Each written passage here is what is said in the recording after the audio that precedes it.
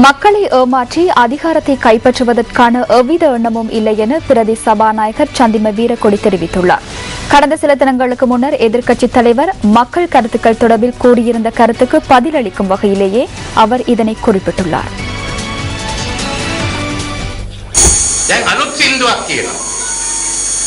தற்போது புதிய பாடல் ஒன்றை பாடுகின்றனர்.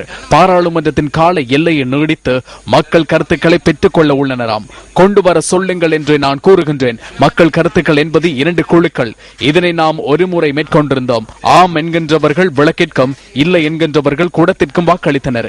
கல்லை வழங்குகின்றனர். விரட்ட வேண்டியவர்களுக்கு கல்லை வழங்க வேண்டும். ஐக்கிய தேசிய கட்சியாக இருந்தாலும் மக்கள் விடுதலை முன்னணியாக இருந்தாலும் தேர்தல் ஒன்றை எதிர்கொள்ளும் போது சிலர் மக்கள் விடுதலை முன்னணிக்கு வாக்களிப்பார்கள், சிலர் ஐக்கிய தேசிய கட்சிக்கு வாக்களிப்பார்கள், சிலர் தமிழ் தேசிய கூட்டமைப்புக்கு வாக்களிப்பார்கள். இந்த இடத்தில் தனிநபர்களுக்கு முக்கியத்துவம் கிடையாது. அதற்கான வழிகளை அமைத்துக் கொடுக்க வேண்டியது மாத்திரமே அம்மால் செய்ய முடியும். மக்களின் கருத்துக்களை பெறுமாறு நான் சவால் விடுக்கின்றேன்.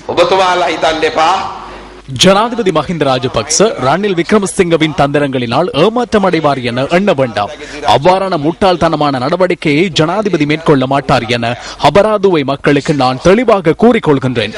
வாக்கெடுப்பை முன்னெடுத்து மக்களை முட்டாள்களாக்குவதன் மூலம் தொடர்ந்தும் அதிகாரத்தை தக்க வைத்துக் கொள்வதில் எங்களுக்கு நம்பிக்கை இல்லை. இந்த நாட்டில் ஜனநாயகத்தை நிலைநாட்டுவதற்கான அனைத்து நடவடிக்கைகளையும் நாங்கள் முன்னெடுப்போம். எனினும் நாங்கள் தொடர்ந்தும் அதிகாரத்தை தக்க வைத்துக் கொள்வதற்கு முயற்சிக்கின்றோம் என்ற தவறான எண்ணத்தினை பரப்பு சிலர் முயற்சிக்கின்றனர். பலாத்காரமாக தொடர்ந்தும் ஆட்சியில் இருக்கும் எண்ணம் எங்களுக்கு இல்லை. அவருடைய குடும்பத்தின் 4 தலைமுறையினர் எவ்வாறு பாராளுமன்றத்திற்கு சென்றனர்?